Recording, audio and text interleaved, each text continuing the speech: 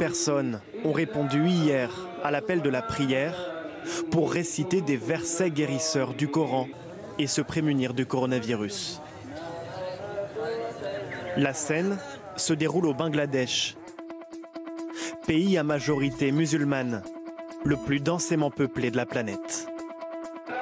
Ici, le virus vient de faire sa première victime, mais le nombre de personnes infectées serait largement sous-estimé. En Indonésie, 4e pays le plus peuplé, des milliers de croyants se sont donné rendez-vous à l'appel du Tablighi Jamaat, un mouvement de l'islam fondamentaliste. La fête devait débuter aujourd'hui et durer 4 jours.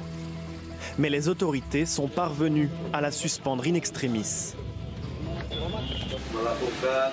Le gouvernement préconise la distanciation sociale pour stopper la chaîne de transmission du virus.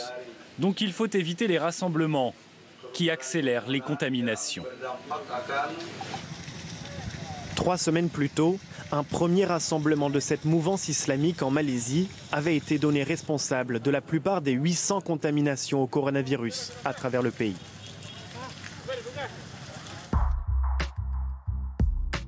Ailleurs dans le monde, le culte musulman s'adapte face à l'épidémie. En Algérie, les mosquées sont fermées jusqu'à nouvel ordre.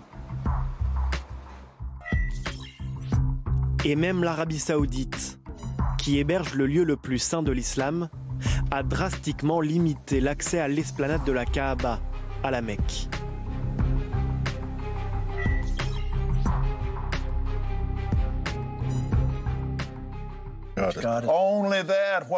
Il y a ceux qui intègrent le risque de la pratique religieuse et ceux qui s'en remettent à Dieu pour se protéger. Aux États-Unis, un célèbre pasteur évangéliste promet tout simplement de guérir les malades du Covid-19 en direct à la télévision. Heal and well. Yes.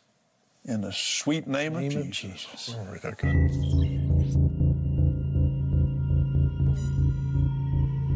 Les rues se vident après les mesures de confinement prises ces derniers jours. Les lieux de culte sont protégés. On patiente pour embrasser le mur des lamentations. Dieu veut nous garder tous dans nos maisons, même si c'est par la force. Les gens respectent le Shabbat. Ils ne sortent pas trop de leur maison.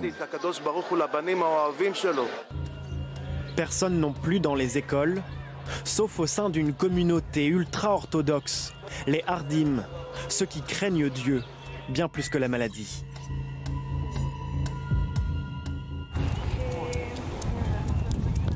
Depuis une semaine, les églises italiennes ne résonnent plus des prières des fidèles.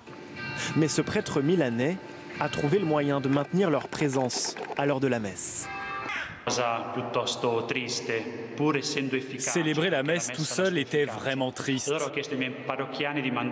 Alors j'ai demandé à mes paroissiens de m'envoyer une photo que j'ai imprimée et accrochée au banc de cette magnifique église. Les rues romaines, vidées de leurs habitants, le pape François s'est offert dimanche une visite surprise dans plusieurs églises de la capitale italienne, entre 2 messes célébrées par visioconférence.